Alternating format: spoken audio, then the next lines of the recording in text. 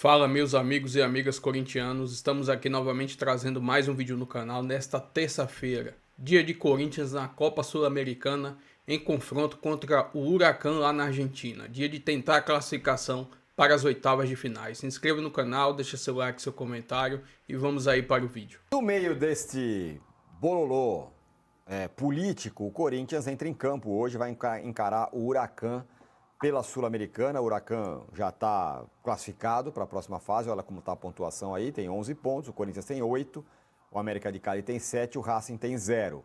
O Corinthians precisa vencer para pelo menos chegar na repescagem.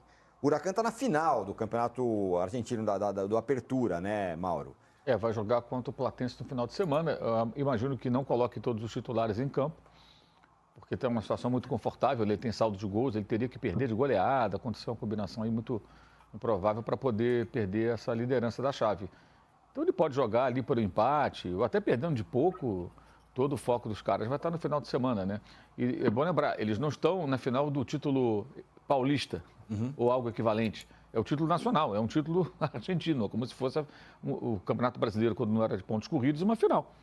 Corinthians é alguém na final, é isso que eles estão vivendo. E o Huracán é campeão há muito tempo, né? Já foi um time de mais expressão, é o vice-campeão do país, né? O campeão é o Vélez. Então, o Corinthians enfrenta o adversário mobilizado para o fim de semana. Ou seja, em tese, a tarefa não é tão complexa como seria se estivessem se enfrentando pela classificação. Como é a do Botafogo, por exemplo. Exato. O Botafogo enfrenta, aliás, os chilenos já invadiram lá a Argentina no jogo com os Estudiantes, agora estão invadindo o Rio com ingresso, sem ingresso, uma loucura, né? Então, é possível, né? O Corinthians vai enfrentar uma situação não tão desafiadora, mas perdeu já para esse time em São Paulo, né? Precisa vencer, porque o América de Cali vai ganhar o jogo, né? Fatalmente vai ganhar, deve ganhar bem do Racing, vai a 10 pontos, o Corinthians se empatar vai a 9, né? Então não resolve. Pelo menos vencer para poder disputar ali uma repescagem, tentar seguir na Copa Sul-Americana. Lembrando que para o Dorival isso é bem importante, né? O Dorival Júnior vai nas Copas. Foi assim no Flamengo, no São Paulo. Certamente é o que ele vai fazer se conseguir a classificação. É o que ele deve fazer, né? Porque ele já poupou no fim de semana no Brasileiro contra o Galo, o Renato. E aí tá focado. É o modo Dorival, de fato. No São Paulo foi assim, no Flamengo foi assim. Copa. O Brasileiro a gente vê depois, embora eu ainda, com esse elenco aí do Corinthians, ele podia brigar lá em cima. Mas, enfim, ele vai buscar as Copas, vai tentar pelo menos essa vaga na repescagem. Mas o Corinthians está esfacelado, né? O Corinthians está sem o Memphis, está sem o Garro e agora sem o Yuri Alberto. O Corinthians vai ter que jogar sem os seus 3 principais jogadores. São os 3 melhores jogadores do Corinthians, são justamente os que estão de fora, Garro, Depay e Yuri Alberto.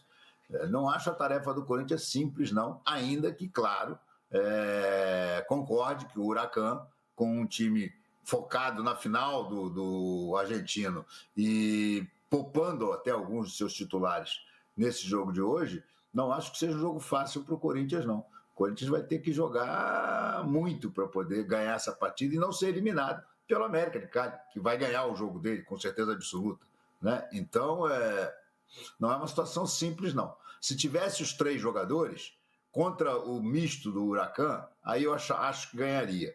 O Huracán não está realmente tão preocupado assim, já que já está classificado e será o primeiro do grupo, né? Não vai levar uma goleada do Corinthians a ponto de inverter essa situação. Mas o Corinthians, sem esses 3 jogadores, tudo bem, o Dorival foca em Copas mesmo, nós já vimos isso no São Paulo e no Flamengo. A única Copa que ele não focou foi a Copa América, né? Onde foi um desastre dirigir a seleção. Mas, de uma maneira geral, eu acho complicado. Eu não acho o jogo de hoje fácil para o Corinthians, não.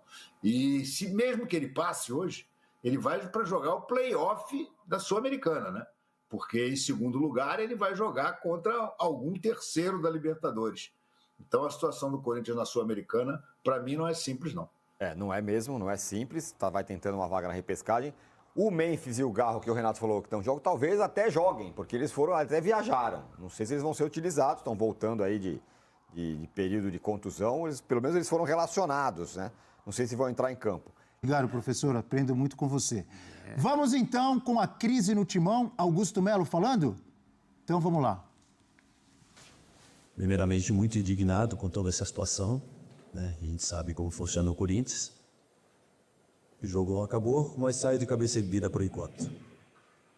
saio de cabeça erguida, dizendo que fiz o meu melhor. A gente sabe que teria erros e acertos, isso é normal, há um ano apenas. Mas quero ressaltar e deixar muito claro aqui. Eu saio do Corinthians, neste momento, por enquanto, com salários em dia, há 7 meses. Saio do Corinthians com um planejamento de 1 ano, teria tudo para dar certo, com superávit que há 10 anos não se tinha. Saio do Corinthians deixando um contrato com a Multipark, na qual o Corinthians se tornaria sócio, com recebimento de 30% a 40%, contrato pronto. Saio do Corinthians deixando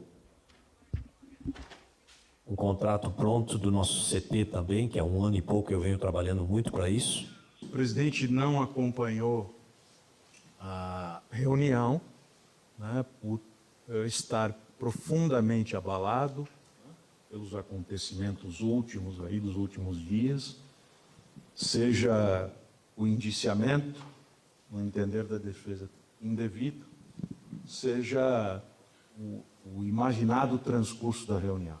Não é um momento feliz para o Corinthians. A gente lamenta tudo o que está acontecendo, mas é o que está no estatuto. A reunião não foi uma reunião feliz, obviamente. Compareceram 236 conselheiros, votaram 234. Houveram 2 abstenções, porque não estava presente na hora da votação. E eu, porque me abstive de votar como presidente do conselho, entendi que seria melhor eu não votar. Foram 176 votos favoráveis à destituição e 57 votos contrários à destituição. Muito bem, então, votação, Conselho Deliberativo do Corinthians, e os conselheiros votaram aí, em sua maioria, pelo impeachment, né, pela destituição, e ainda falta depois os sócios, né, eles têm que votar, referendar. Ou não, né? Como? Ou não, eles podem trazer sim. o presidente de volta. Exatamente. Agora o presidente Osmar Stabile tem... Que é o primeiro vice-presidente, então ele assume a presidência, certo? Ele tem 1 mês para marcar essa consulta aos sócios, que não tem prazo pelo estatuto, né? E depois, se o presidente de fato for afastado definitivamente, nova eleição envolvendo só conselheiros. Tem a possibilidade, se nesse meio tempo Augusto Melo renunciar, de fato, aí o Osmar Stabile assume cumprindo o restante do mandato. O discurso do Melo... É isso que eu ia te perguntar antes de você começar.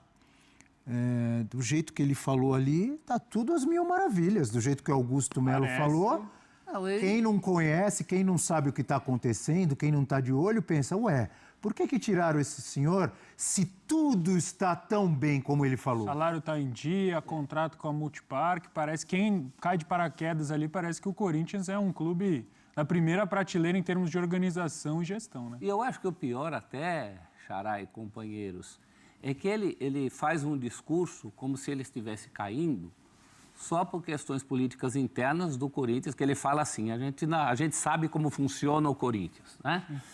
Só que a gente sabe como funciona também a justiça, a lei, certas coisas que ele está devendo do muro para fora do Parque São Jorge. O discurso dele, uma vez, até o Juca Kfouri lembra isso num texto no blog, em 72 caiu um presidente do Corinthians chamado Miguel Martinez, que sofreu um impeachment, aquele sim por pura improbidade administrativa. Ele cai como presidente do Corinthians, ele não cai como cidadão que está devendo satisfações à lei, que é o caso do presidente Melo. E ele passa completamente por cima desse assunto, né? Sim. Quem ouve ele falar, acha que ele caiu por um complô interno por questões do clube. Então, o presidente Augusto Melo, já que uma vez presidente, sempre presidente, né? A gente não chama de ex-presidente. Ninguém aqui é bobo. Tem uma outra parte dessa história que só não toca no assunto, que é um caso muito grave, caso virgem, como diria um amigo meu, em relação a presidentes de clubes de futebol, né? Ele deve satisfações para muito além dos muros do Parque São Jorge. É a primeira vez que um presidente de um clube ou de um grande clube brasileiro é indiciado assim, nessa situação, tem que responder à justiça dessa forma? No exercício do cargo. Que coisa, hein? Nessa situação, sim. É gravíssimo, né? E ele fala 1 ano, estou aqui há 1 ano. E foi justamente no primeiro contrato, né? É o contrato que ele mais se vangloriou de ter fechado, que de fato era um contrato bastante vantajoso, mas aí a gente olha o que está por trás desse contrato e por trás de tudo o que está acontecendo no Corinthians, e é bastante preocupante, e isso obviamente afeta o time também dentro de campo. Acho que é impossível a gente separar as duas coisas, né? É claro que agora é um momento de muita alegria para alguns jogadores, para um jogador do Corinthians, especificamente o Hugo Souza, mas tem uma decisão agora também, a gente vai falar a respeito, vai discorrer ao longo do programa, mas é preocupante o que acontece no Corinthians, muito por conta, de novo, né? É uma coletiva em que ele não renuncia. Ele fala que é quase como se fosse uma ameaça, né, ao Corinthians. Basicamente, o que o Augusto Melo fala, que ele vai tentar continuar, vai tentar reacender ao cargo. E existe essa possibilidade ainda, ela é uma possibilidade real.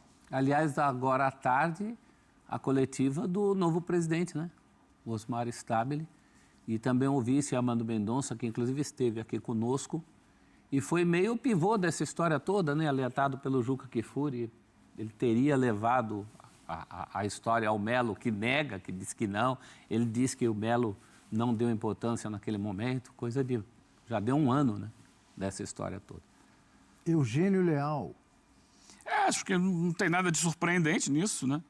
Desde que estourou esse escândalo, justamente na reportagem que o professor faz menção aqui, né, a reportagem do Juca Kfouri, que ficou muito nítido que tinha alguma coisa muito errada. O caminho do dinheiro, o dinheiro que desaparece numa conta de alguém, de um laranja, um dinheiro que era do Corinthians, que inicialmente foi dito que não tinha intermediário, depois tinha intermediário sim, e aí esse dinheiro vai de uma conta para outra, bate aqui, bate acolá, e desde então estava muito estranha toda essa história, e ele, Augusto Melo, nunca quis tocar no assunto, ele nunca quis falar sobre isso, ele nunca quis dar explicações, e a coisa foi. E é aquela coisa do lixo que você vai para debaixo do tapete, uma hora ele vai aparecer. E ele tentou ignorar isso, o processo foi correndo na polícia, a polícia foi tentando levantar os dados, acho que demorou até demais. Ele foi sempre naquela linha, né, Eugênio, de estão querendo desestabilizar, estão querendo tumultuar. Política todo clube tem. Política todo clube tem. Foram 16 anos de renovação e transparência no Corinthians, né? Isso. Mas... Agora, para você se manter no poder, uma coisa é chegar ao poder, outra coisa para você se manter no poder, você tem que ter, primeiro, evitar que exploda um processo como esse. Não dá arma para o adversário também. Então, e ele se manteve no poder, essa tentativa de impeachment já é antiga, não começou ontem. Só que, enquanto não estourou o processo judicial, enquanto o time dentro de campo começou a dar respostas, politicamente ele estava blindado. Então, houve outras tentativas de se votar o impeachment e não aconteceu a votação, porque o time dentro de campo estava vivendo momentos interessantes e o processo da polícia não tinha ainda estourado. Estava no meio do caminho, né? Agora que existe o processo, né, a investigação, né, tem novidades, tem dados, e que o time está no momento ali de... não está muito mal, mas também não está muito bem. O momento do time não... Trocou de técnico recentemente. Eu discordo de você, o momento do time não influencia nada. Influencia politicamente, Abel? Pode ser, não. O time está mal assim? Não campeão paulista recentemente. Mas tá mal na Sul-Americana, mas isso aí, Corinthians mal na Sul-Americana é quase todo ano. Mas não olha só, a troca de técnico... Ou na Libertadores? A troca de técnico recente sinaliza que a coisa não está estável. E aí ele perde poder, ele perde apoio, por exemplo, de torcida organizada, que acho que esse é o principal. A ele. E aí eu insisto, troca de técnico no Corinthians é quase toda hora também. Não, o time ajuda, mas isso tem um limite. E eu acho que até por conta do discurso que ele faz, a gente tem a obrigação moral de sempre lembrar que isso vai além da política interna do clube. Não há resultado de time em campo que consiga encobrir casos de polícia. Isso então, é um caso de polícia. Eu também acho. Isso é um caso de polícia. Isso transcendeu a questão da política do patrão. São dois casos. Tem pouco professor. Do time aí. Uma coisa é o caso de polícia, outra coisa é o impeachment. Se lá para cair, para rebaixamento, ia influenciar muito. Não é o caso do time agora, não. O impeachment é uma decisão política. Perfeito. Interna. Ele hoje não está preso. Se ele estivesse preso, ele não poderia continuar dirigindo o Corinthians. Mas ele não está preso. A decisão do impeachment é política. E isso depende de uma série de fatores. Então, e em algum momento anterior, o momento do time fez com que ele tivesse apoio de torcida e a gente via reunião marcada para o para o Conselho Deliberativo com a polícia do lado de fora abraçada com ele, com a torcida do lado de fora abraçada com ele. Mas ele não tinha sido indiciado. Gritando que não ia ter golpe. Ok. Um clube que tem vergonha na cara não tem um presidente indiciado. Esse é um processo político. E aí ele foi perdendo força. Ele foi perdendo força. Todo impeachment é um processo político, mas tem um limite. Não é judicial. Ele poderia até ser preso e não sofrer o impeachment. Mas essa questão... Sim, ele estaria impedido pela justiça de exercer o mandato. Agora, essa nuvem negra já está lá há mais de um ano e ele sobrevivia politicamente durante um tempo. Agora ele perdeu força política. Mas essa questão... E aí não tem jeito. Essa questão judicial, ela tem que falar mais alto que tudo. É uma questão até moral, né? Não dá para você ter um presidente com todas essas implicações e que venha a público e nunca fala uma palavra sobre isso. Essa é a questão. Ele só age como se fosse um dirigente injustiçado. E se ele pensasse de fato no bem do Corinthians, eu acho que a renúncia seria o mínimo, né? É o mínimo, renunciar, porque hoje a gente olha ali, por exemplo, está o Augusto Melo e o Corinthians, um ao lado do outro na nossa tarja, e é algo que diz respeito ao Augusto Melo especificamente. É ele quem está sendo indiciado, não tem nada a ver com o Corinthians, ele devia, pelo menos no meu entendimento, seria no mínimo decente ele se dirigir para outro lugar que não fosse o cargo de presidente. Tem a ver com o Corinthians porque envolve o Corinthians. Sim, mas você não concorda que o Corinthians está sendo muito mais envolvido do que deveria? Terceiros, para não sei quem, e aí se fala em crime organizado, é tudo muito pesado. Exato. Embora ele não esteja ainda Condenado. Esse é um indiciamento. Exatamente. Eu acho que se ele acredita tanto na inocência dele, o mais decente a se fazer seria pedir para sair do cargo, né, a renúncia do cargo. Pelo menos uma licença. E aí espera o processo correr, ele inocentado, se isso de fato acontecer, que ele volte ao cargo. Agora, ele cair sem querer cair, falando, não, eu não vou, não é um pedido de renúncia, eu não vou sair, eu vou continuar aqui. Foi o que eu falei, parece uma ameaça um presidente falar para a sua própria torcida, não, eu vou me manter no cargo mesmo com tudo isso que está acontecendo em volta. É, no mínimo, preocupante. Mas você sabe, Adenga, eu só tenho uma pulga atrás da orelha, né? Se ele renunciar, talvez fosse o melhor para o Corinthians. Porque, ao renunciar, continua o mandato dele, com o vice dele, com o grupo dele, com todo mundo agora que diz que pulou fora e foi surpreendido pelo fato de descobrir que ele é uma pessoa que as pessoas achavam que não era. Eu acho que uma ruptura seria melhor. Zera tudo de novo, tenta uma nova eleição. Quem sabe dessa vez o Corinthians apresenta grupos e pessoas uma chance de uma reestruturação de fato. Tá? Eu sei que o tempo é curto, que na última eleição não foi o que aconteceu. Nós tínhamos como candidatos o Unhô Ruim e o Unhô Pior e ganhou ele. Né? Então é uma chance. Tá falando... Tem que ter ruptura, gente. Tem que ter ruptura. Mas qual é a ruptura? Quem volta? É isso que eu não é questão de volta. Volta também é ruim. Volta a renovação e transparência. Tudo no futebol brasileiro tem que ter ruptura. Mas tem esse movimento novo dentro do Corinthians? Ué, cria-se. Uma hora tem que criar. Vai o quê? Vai viver mais 115 anos? Mas